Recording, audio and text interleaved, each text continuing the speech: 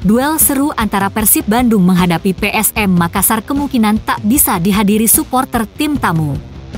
Laga antara Persib versus PSM sendiri akan berlangsung di Stadion Pakansari, Bogor, Selasa, 14 Februari 2023. Laga ini bisa berpengaruh dalam perburuan gelar juara kompetisi Liga 1 Indonesia.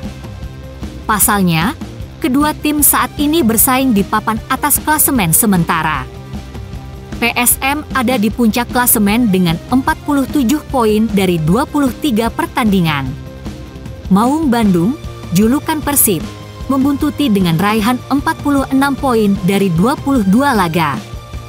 Pada laga kali ini, supporter Persib yakni Bobotoh diperbolehkan hadir di stadion namun dibatasi jumlahnya.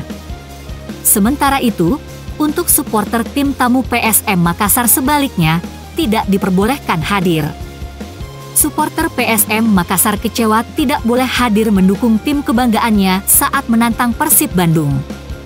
Alasannya, terkait keamanan karena adanya insiden di laga Persib versus PSS Sleman beberapa waktu lalu.